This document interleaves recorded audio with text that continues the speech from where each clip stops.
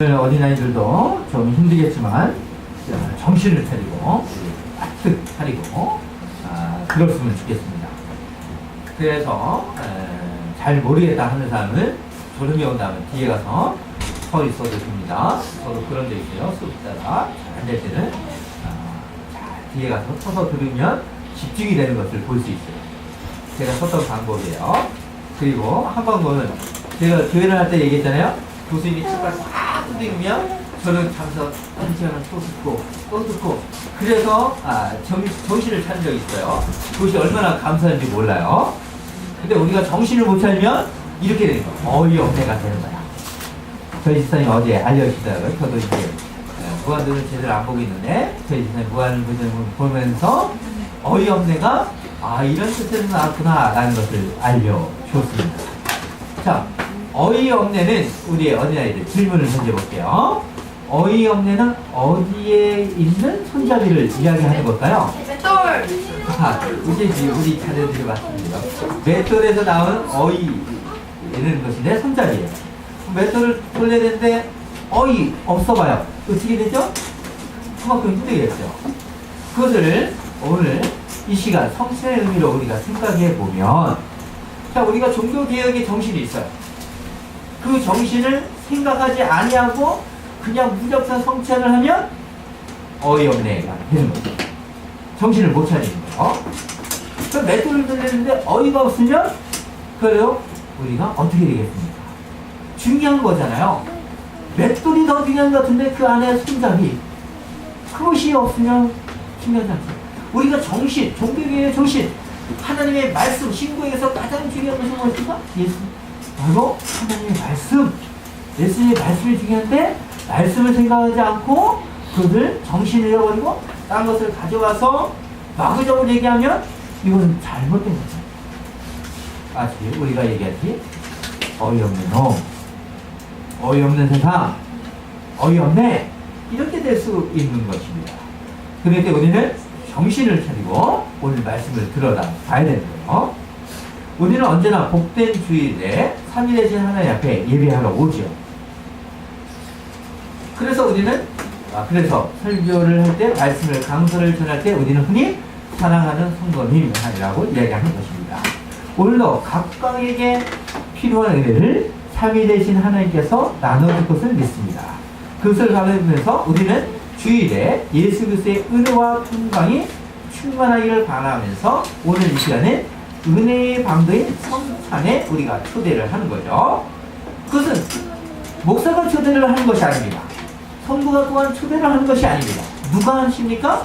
성찬을 제정하신 주의 만찬을 제정하신 예수님께서 초대를 하시는 거죠. 이 초대를 받고 우리가 거절하지 말아야 되는데 잘상을 배설한 것을 거절하지 말아야 되는데 우리는 거절하는 사람도 있고 그 잘상의 의미도 모르고 와서 그냥 힘이 되는 경우도 있어요. 그것은 잘못된 거죠. 우리가 결혼식에 참석도 그런 거예요. 결혼 참석에서 그 신부를 축복해야 되는데 그 의미도 모르고 어떻게 합니까? 결혼식장에 가서 밥 먹으러 갑시다. 오자마자 돈 봉투 넣네 밥 먹자. 이렇게 되면 결혼식 의미를 잃어버리는 거죠. 이렇게 될 수 있는 거예요. 그럴 때 은혜의 방도인 성찬을 바로 아는 것이 그만큼 우리에게 중요한 것입니다. 우리는 과거 성찬식을 하면서 본전에서 11장의 말씀을 늘 생각해 보았습니다.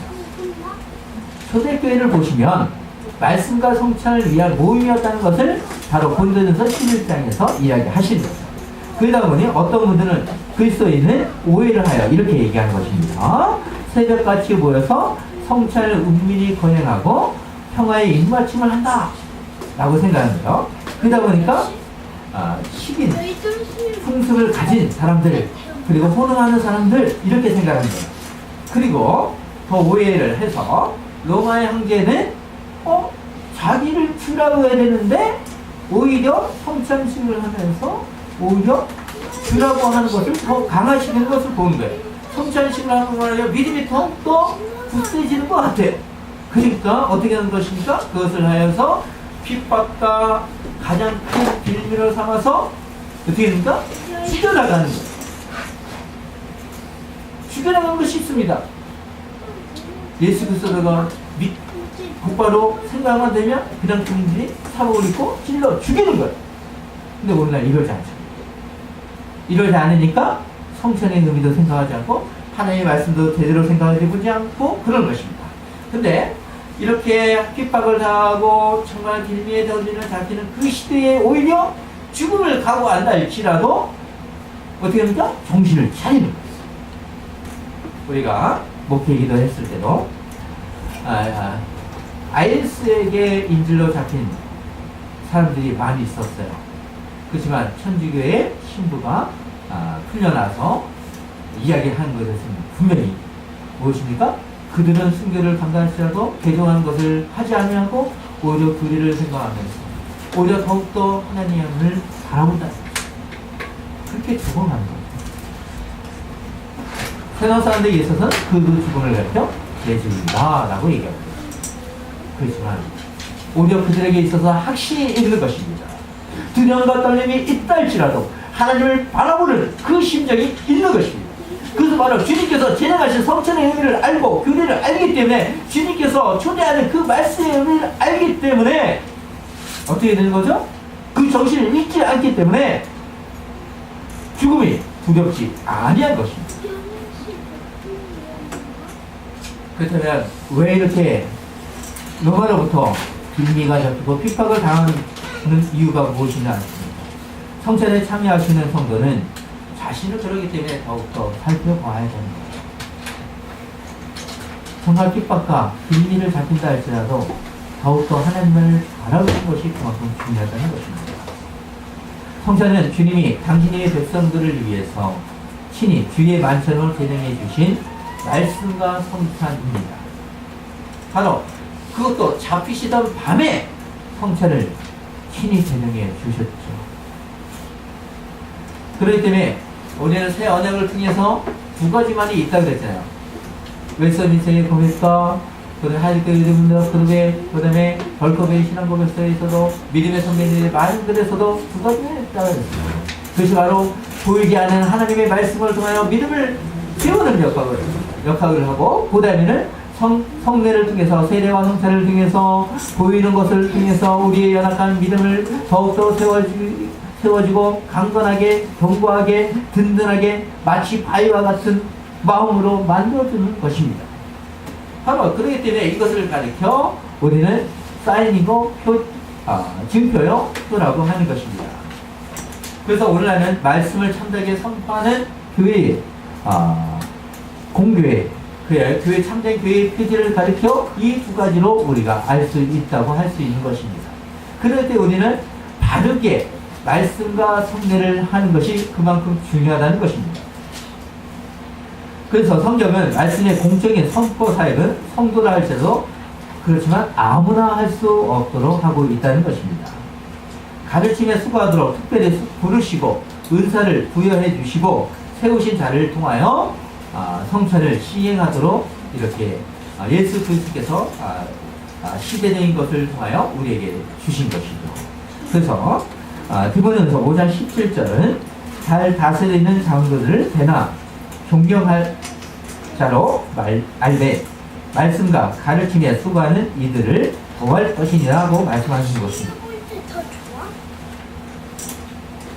말씀을 선포하는 자의 권위는 어떻게 하냐면 교회 안에서 가장 존중되어야 되지만 그와 선포하는 자에게 권위는 자기 스스로 막 그것을 만들어서는 안 돼요.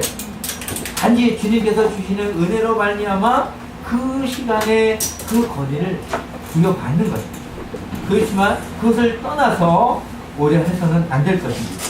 오히려 또한 말씀을 받았다는 이유 때문에 권위가 있어야 함을 또한 생각해야 되는 거예요. 이 권위는 이 말씀을 통해서 교회의 사역을 할 때 이루어지는 거지 이것을 잘못 사용해서 이 권위를 가지고 세상에 가서도 또한 성도들에게서 폭리와 뭔가를 위해서 사용한다면 이것은 개혁의 정신, 말씀의 정신을 위배하는 것입니다. 그럴 때 어떻게 되는 것입니까? 오늘 말씀에 나오는 잘 다스리는 장로들을 배나 존경할 자냐 이 말씀을 어기는 것입니다. 그럴 때 우리는 말씀에 정말 최우선을 다해서 나가야 될 것입니다. 그렇지만 실수하는 데 있겠습니다. 그 실수를 우리가 수정해 간다 할지라도 바르게 갈 수 있도록 우리가 애를 써야 되는 것입니다.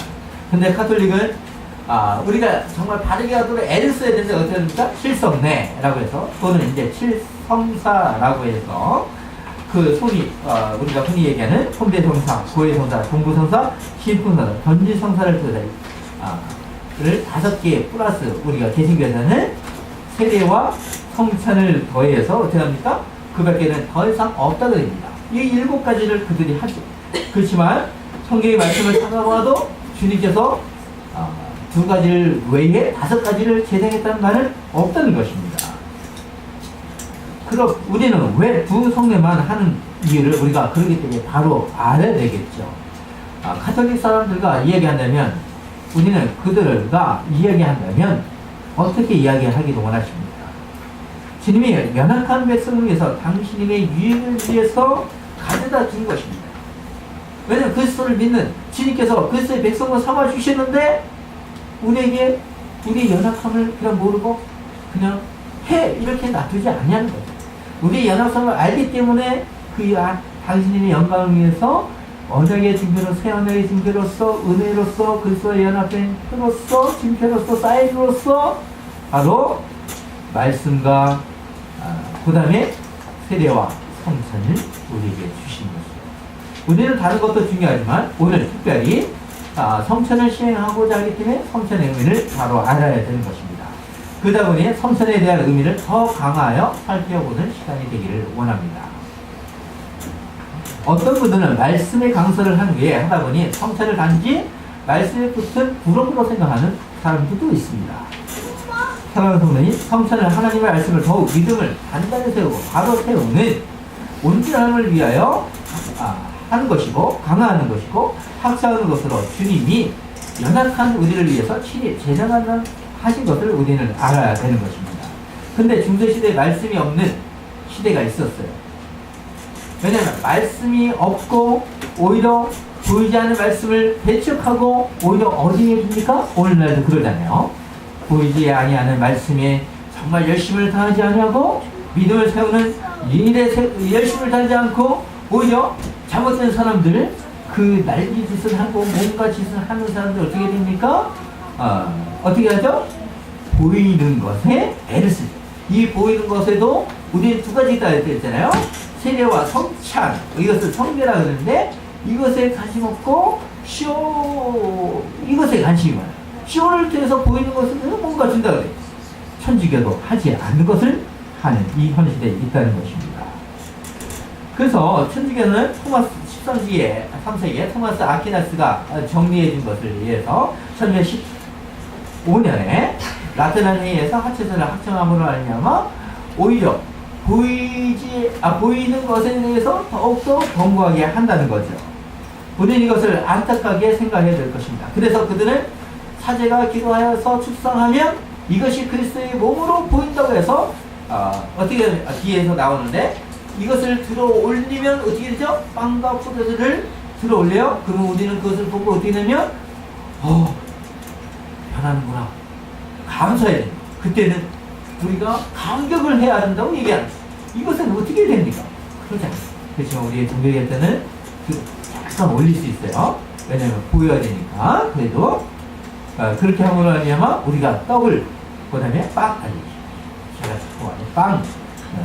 떡 같아요. 이것을 우리가 나누는 거죠. 그리고 잔도 우리가 나누는 것입니다. 근데 그들의 입장에서는 잘못된 입장에서는 그걸 들어올리면 뭔가 신비한 것처럼 생각하도록 만들어서는 안 된다는 거죠. 여러분 만약 마치 이 컵 안에 신기한 것이 있다고 해서 내가 들어올리면 변화해서 너희가 사는 거야. 그러면 너가 변화될 거야. 너가 영처럼 될 거야. 이거 믿을 수 있어요? 근데 그러지 않잖아요. 근데 비둘기짓 하는 사람들에 가보면 생명 문이라고 해서 그것을 잘 사요. 참 아쉬운 거예요. 이것을 바로 성경을 알지 못하기 때문이라는 거예요. 자, 그래서 이것을 가리켜 하체선을 신자들은 성찬을 함으로 예수님의 신체의 몸과 피를 먹음으로 영생한다는 신비를 갖게 되는 거예요. 그렇게 만들어졌다는 거예요.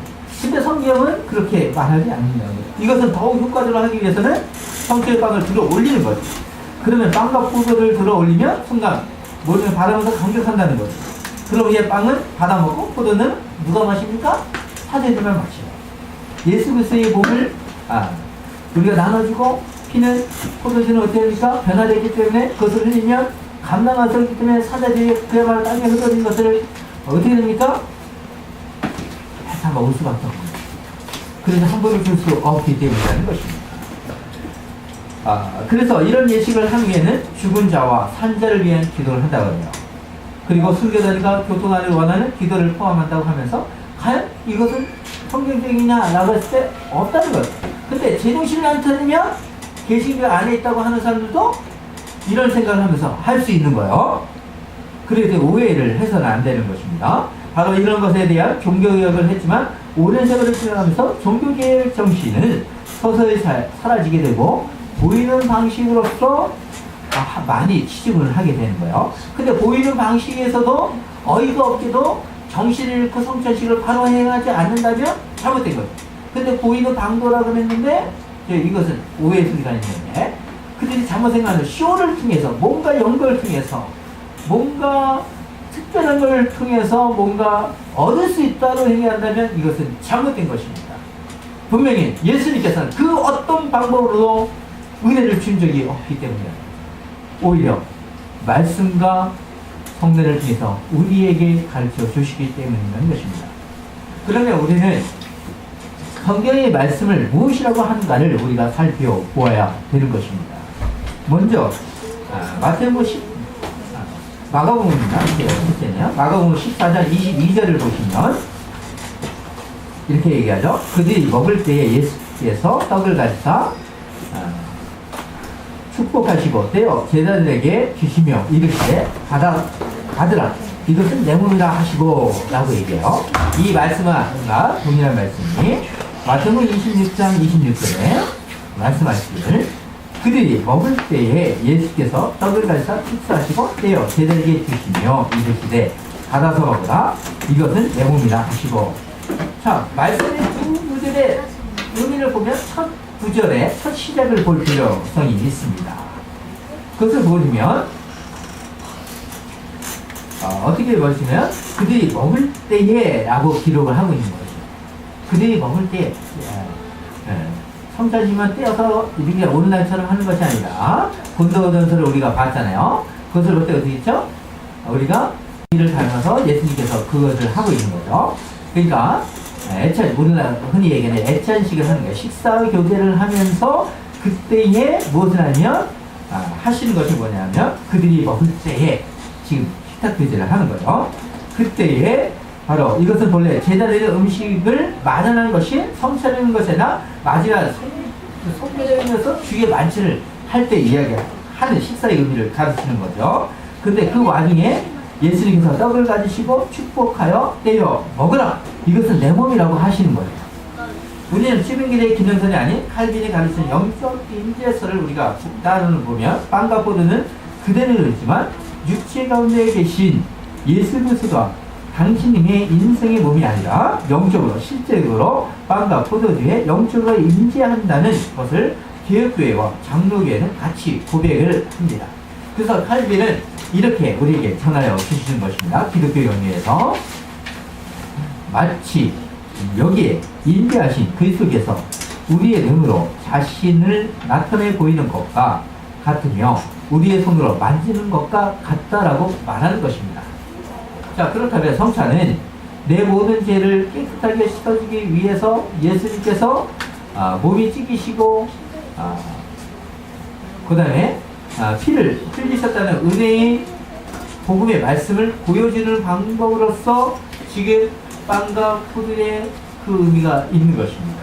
그래서 이 의미 속에서는 그야말로 빵과 포도주의 맛이 나겠지만 그 어떤 의미로서 그 이상을 넣어서 하체설이 된다든가 군대설이 된다든가 기념설이 아닌 그리스도의 몸으로 변하는 것이 아니라는 것입니다. 그래서 보시면 빵을 먹고 포도를 마시는 우리는 주님께서 한제적으로 내 영혼의 양식이 되어주신다는 것을 우리는 아는 것입니다. 늘 일상적으로 우리가 아는 것입니다. 그렇기 때문에 은혜의 방으로서 우리가 매주일 할 수 있도록 애를 써야 되는 거죠. 이런 은혜의 양식은 성도의 삶에 필요하기에 성찬을 자주 방구함으로 말미암아 믿음을 더욱더 견고히 하는 것이고 강화하시고 보이는 은혜의 방도로서 우리가 더욱더 견고해지는 것입니다. 복음이 선포되는 것은 방법은 들려지는 방법으로는 우리가 이것을 가리켜 우리가 강설, 우리가 흔히 설교라 그러죠. 우리가 들려주시는 방법이라 해서 여기서 보시면 보여주는 방법으로서 여기서 더 중요한 방법은 들려주시는 방법이죠. 그래서 로마서 10장 17절 보시면 믿음은 들음에서 나며 들음은 그리스도의 말씀으로 말미암니다 라고 했기 때문입니다. 그렇기 때문에 믿음은 들음에서 남으로 사도 바울이 얘기하는 것처럼 그야말로 주님께서 왜 말씀을 중요하게 얘기했는지 가르쳐 지키게 했는지 우리가 생각해 볼 수 있는 거죠. 믿음이란 들음이라는 방법을 통해서 생겨나기 때문입니다. 들음이라는 방법은 불신자에 의해서 믿음을 발생시키는 것입니다. 그리고 성도에게는 믿음을 더욱 세우는 일을 하기 때문이죠. 이에 반해서 보여지는 방법인 성례는 어떻게 됩니까? 믿음을 발생시키지 않습니다. 이렇게 하면 오해의 소지는 있긴 하지만 오히려 않기 때문에 오히려 불신자를 대상으로 할 때는 믿음이 세워지지 않죠. 믿음이 세워지지 않습니다. 그래서 성찬식을 할 때에 믿는 사람과 믿지 않는 사람과 구별되어서 하는 것입니다. 그렇기 때문에 세례를 받았다는 것이 바로 하나의 신앙 고백에 고백하는 것을 말미암아 사비 되신 하나님을 전적으로 믿는다는 것을 나타내는 표이기도 합니다. 그래서 불신자를 대상으로 해가지 않고 이미 믿음을 가진 성도를 대상으로 하기 때문에 믿음을 더욱더 견고하는 역할을 하는 것입니다. 강화하는 것입니다. 이것은 우리를 위한 것으로 연약한 당신의 백성을 위한 사랑의 징표요 보증인 것입니다. 그렇기 때문에 칼빈은 성찬을 주신 목적을 친절하게도 정리하여 주셨습니다. 그 정리를 들여다보시면 이것은 우리의 양심에서 복음의 모든 약속들을 주신다는 보증이요 증표로서 우리에게 이것은 우리의 영적인 양식으로서 양분임을 확신시켜 주신 것이라고 확인하는 것이라고 말씀하십니다. 바로 이것을 확인시켜 주는 것은 바로 구원을 우리에게 더욱더 확인시켜 주신 거예요. 그런데 우리는 성찬식을 할 때에 그 말씀을 들어갈 때 우리가 들을 때 또한 세례를 받을 때 우리가 구원자는 것을 더욱더 아는 거죠. 그리함으로 말미암아 10절에서 모든 것을 이루신 우리의 구원의 모든 은총을 확신하는 것이고 예수님께서 즐거워하면서 영적인 생활을 할 수 있도록 우리가 나아가는 것입니다. 그래서 주님은 그것을 가르쳐 성찬식을 통해서 이제는 뭐라고 얘기합니까? 받아 먹으라 라고 얘기합니다. 우리가 믿음에 참여하고 있다면 당연히 받아 먹는 것이 당연하다는 것입니다. 우리의 자녀가 정말 우리의 자녀라면 우리는 어떻게 합니까? 떼어주잖아요. 그럴 때 우리의 자녀는 받아 먹잖아요. 이런 표현과 같다고 할 수 있습니다. 그래서 주님은 요한복음 6장 35절에 이렇게 얘기합니다. 예수께서 이르시되 나는 생명의 떡이니 내게 오는 자는 결코 줄이지 아니할 터이요 나를 믿는 자는 영원히 목마르지 아니하다라고 말씀하시는 것입니다. 그래서 51절에 가면 나는 하늘에서 내려온 살아있는 떡이니 사람이 이 떡을 먹으면 영생하리라. 내가 줄 떡은 곧 세상의 생명을 위한 내 살이니라 하심으로 영적인 배우는 다시 목마르지 아니하는 그것을 약속하기 때문에 우리는 당연히 성찬식을 하는 것입니다. 그럴 때 성찬을 통해서 언제나 예수 그리스도를 먹는 것입니다. 그 먹으로 말미암아 우리에게 무엇이 되는 것입니까? 양분이 되는 거죠. 그 양분이 되므로 말미암아 우리는 언제나 늘 한없는 주님의 은혜를 공급을 받는 것입니다. 그 공급이야말로 칼빈 또한 설명해 주기를 이렇게 얘기합니다. 성찬에 대해서 계속 설명해 주기를 칼빈을 계속하여서 성찬을 말하기를 성찬을 통하여 우리를 향한 주님의 위대하심과 선하심을 인하여 주님을 찬양하기 위한 것이라고 얘기합니다. 그런데 우리는 성찬하기 때문에 성찬을 할 때 주님의 높여 드릴 수밖에 없는 거죠. 죄가 없으신 주님은 당신님의 백성을 위해서 당신님의 몸을 친히 기꺼이 십자가에 내어주심으로 우리에게 기억하도록 하여 주시는 것입니다. 그를 기억함으로 말미암아 우리는 늘 영적인 데서를 통하여 주님의 연합을 할 수 있는 거죠. 그리함으로 말미암아 내가 죽어야 할 자리에 주님이 하나님의 진노의 모든 것을 감당해 줬다는 것을 아는 것입니다. 그래서 우리는 늘 주님께서 당신의 백성을 위해서, 연약한 백성들을 위해서 주셨다는 것을 우리가 감사하면서 성찬식에 참여해야 되는 것입니다. 이 영광은 바로 예배만 하는 것이 아니라 늘 우리는 성찬식을 생각할 때 이 예배에서만 생각하는 것이 아니라 늘 어디에서 생각할 것이죠? 단지 여기에서만 성찬식에서 은혜가 넘치네 라고 생각하는 것이 아니라 세상에 나가서도 이 영적인 공급이 일어날 것을 생각하면서 우리가 그 은혜의 방주가 우리에게 주었던 것을 영적인 복음이 나에게 주었던 것처럼 나도 이 사람들에게 복음적인 삶으로서의 그들에게 나타나겠다라는 것을 우리가 생각해야 되는 것입니다. 우리는 이제까지 예수님의 몸에 대한 것을 생각했다면 이제는 마가복음 14장 24절을 우리가 생각해 볼 필요성이 있습니다. 이르시되 이것은 많은 사람을 위하여 흘리는 나의 피 곧 언약의 피니라 라고 말씀하십니다. 그리고 마태복음은 더 한 문장을 첨가하여 말씀하십니다. 마태복음 26장 28절에 보시면 제3을 얻게 하려고 많은 사람을 위하여 흘리는 바 나의 피 언약의 피니라 라는 것을 생각하면 주님께서 십자가에서 모든 것을 내어주신 당신님의 피 흘림의 근간 것임을 우리는 알아야 될 것입니다. 그래서 믿는 성도가 성찬에 참여하는 것은 그리스도와 연합을 이루어 당신님의 몸의 한 부분인 것을 우리가 확증하는 것입니다. 확인을 또한 하는 거죠. 그것을 또한 한 부분인 것을 성찬식을 통하여 우리가 보증을 받는 것입니다. 교회는 분명히 그리스도의 몸이라고 말씀하셨습니다. 성찬에 참여하는 직방인 성도는 자신이 눈에 보이지 않는 신비한 그리스도의 몸의 한 부분이라는 것을 생각하시 바랍니다. 그리고 이것을 확신하면서 성찬은 연약한 우리가 끝날까지 믿음으로 지켜주시겠다는 주님의 하나의 은혜라는 것을 또한 생각하시기 바랍니다. 복음의 말씀을 강설로도 확고히 할 수도 있지만 연약한 백성들을 위해서 성찬식을 함으로 말미암아 어떻게 합니까? 구원에 약속하신 것에 대해서 확신하도록 우리는 늘 품을 수 있는 것입니다. 사랑하는 성도님, 이제 우리는 성찬을 삼으면서 참여해야 될 것입니다. 성찬은 우리가 연약하기 때문에 그것을 아시고 주님께서 우리에게 필요한 은혜로서 우리에게 강하시는 방법에서 주님께서 친히 주의 만찬을 통해서 우리에게 제정하여 주신 것입니다. 성찬을 단지 참여하는 것으로 머물러서는 안 될 것입니다. 성찬을 기이 여기고 진정으로 사모하는 마음으로 우리가 나가는 것이 바로 우리가 해야 될 것입니다. 근데 우리의 자녀들이 만약 이럴 때가 있어요. 우리의 자녀들이지만 우리가 이러한 양식을 통해서 주님께서 주신 것을 우리가 생각하면서 우리가 식사를 할 때 어떻게 합니까? 우리의 자녀들이 이거 맛없어. 이거 왜 이거 정말 이럴 때 정말 마음 아프다. 우리는 주의 만찬을 생각할 때 이런 거예요. 우리의 부모들도 우리의 자녀들도 정말 열심을 다해서 준비해놨는데 우리의 자녀들이 거짓말을 어떤 사람은 상을 없는 사람은 분도 있어요. 그러면 이건 뭘까? 이래서는 안 되잖아요. 그래서 우리의 부모들이 줬던 그 말씀을 성찬을 생각하면서 우리의 부모들이 열심히 우리의 자녀들 위해서 밥을, 국을, 반찬을 차려낸 것을 하면 이건 귀한 거잖아요. 이 귀한 사이에 투대를 댔는데 우리는 엎어버리는 사람들도 있다는 거죠. 그래서는 안 될 것입니다. 그렇기 때문에 우리는 누가복음 22장 19절의 말씀을 생각해 봐야 될 거예요. 이는 너희를 위하여 주는 나의 몸이다.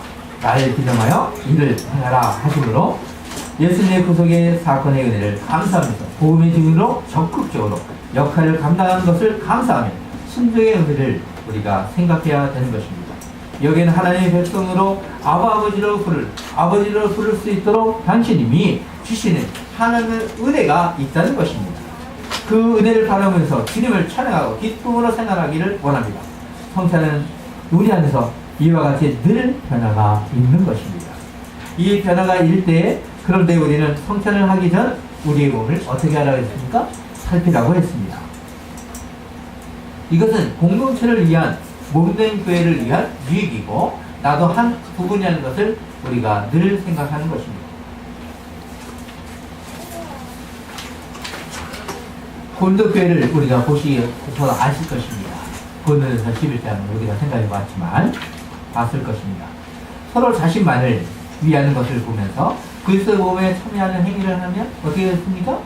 그야말로 죄송하지만 싸움감이 되었다 라고 할 수 있겠죠. 그렇다면 우리는 성체제에 참여하는 그들의 행위가 과연 옳은가 했을 때 우리는 어떨까요? 당연히 옳지 않다 라고 해요. 세상 사람들도 이렇게 생각해요. 성체제에 참여하는 우리를 볼 때가 있어요. 근데 싸움박치게 해요. 그러면 떠나는 거죠. 그리스도의 영광을 우리가 어떻게 하는 것을 생각해 보게 됩니다. 마치 형제 싸움을 좋아하면서 우리의 명절날 모인다면 하나의 공동체의 가족의 의미를 또한 잃어버릴 수 있을 것입니다. 명절날 우리가 가족이 모일 때 어떻습니까? 싸움이 일어난다면 가족의 의미가 좋은가요? 아니잖아요. 우리가 가족이 모였을 때의 한 공동체입니다. 그 의미를 또한 생각해 보십시오. 그래서 늘 우리는 성찬을 하기 전에 자기 스스로 점검해야 하는 것은 우리의 성결한 삶 혹은 의로운 행위 자체가 성찬을 참여하는 합당한 자격이 되는 것을 또한 생각하는 것입니다. 우리가 성찬에 참여하는 것은 우리가 성결한 삶이 아니라 우리를 위하여 대속의 죽음을 당하신 그리스도의 공로를 위한 것입니다. 또한 그것을 이룬 것을 생각하는 거죠. 단지 우리는 주님의 의지함으로 성찬에 참여하는 것으로 죄인을 용서하고 주시고 당신님의 영광을 위해서 인자하심을 찬양하게 하시고 감사한 마음으로 우리의 신앙적 현실을 다짐하는 은혜의 시간으로 또한 인도를 하는 것입니다. 주님은 성찬을 제정하신 후 나가복 14장 25절에 이렇게 말씀하십니다. 진실로 너희에게 이르노니 내가 포도나무에서 난 것을 하나님 나라에서 새 것으로 마시는 날까지 다시 마시지 아니하리라 하십니다. 사도 바울의 이 말씀을 더욱더 확증시켜 주십니다. 고린도전서 11장 26절에 너희가 이 떡을 먹으며 이 잔을 마실 때마다 주의 죽으심을 그가 오실 때까지 전하는 것이니라. 주님이 오실 날까지 교회가 할 중요한 일은 무엇입니까? 바로 이것을 행하는 거죠. 그리고 미래만 바라보는 것이 아니라 현재적으로 바로 지금도 계속하여 확증하여 보증하여 주실 것입니다. 이 보증하여 주신 말미암아 우리가 은혜를 아는 것, 그 은혜를 나만 아는 것이 아니라 나눠주는 것입니다. 그리함으로 말미암아 우리가 참으로 그리스도의 사람이라는 것을 우리가 복음의 증인자로서 제대로 아는 것이죠. 그럴 때 그것을 고백하고 삼위 되신 하나님을 고백함으로 말미암아 나에게 풍성한 은혜가 있는 것도 당연하지만 나에게 풍성한 은혜가 우리의 성도님들 자꾸 복수를 쓰게 돼서 성도가 많은데 복수는 성도가 많은데 성도이라 죄송합니다. 우리에게 다 필요한 은혜를 또한 나를 통해서 나눠주는 거죠. 이 나눠주는 의미가 이 시간 우리에게만 있는 것이 아니라 세상 사람들에게 우리 이웃에게도 있는 거죠. 그렇기 때문에 칼빈이 종교개혁을 했던 분들이 현상을 뭐라 해서 부재의 현상 이렇게 쓴 거잖아요. 그렇기 때문에 우리는 풍성한 의미를 또한 알아야 될 것입니다. 이제 우리는 성찬을 시행하고자 합니다. 성찬을 통하여 그리스도의 당신님이 실제적으로 그리스도의 영적으로 이 자리에 임재하는 것을 믿으시길 바랍니다. 자신의 몸과 피를 상기하는 빵과 포도를 먹고 마시는 이 자리에 영적으로 임재하는 것입니다. 단지 기대하는 것으로 머무는 것이 아니라 우리는 이제까지 은혜의 방들이 말씀과 강서를 통하여 들음으로 믿음이 장성한다고 했습니다. 그러면 이 성찬을 통하여 그리스도의 몸과 하나 되는 11월 연합의 은혜를 나눠야 되는 거죠. 이 11월 연합의 은혜를 통하여 이 자리에 깨달음으로써 이해와 신체적인 강설이지만 믿음을 더욱더 강건하게 해주고 굳건하게 해주는 것이 뭐라 했습니까? 성찬이라고 했잖아요. 이 성찬을 통하여 바로 우리는 은혜를 나누는 것이고 더욱더 믿음을 세우는 시간이 되기를 원합니다. 예수 그리스도의 모든 은혜가 우리가 감사하면서 기도로 나아갔으면 좋겠습니다. 기도합니다.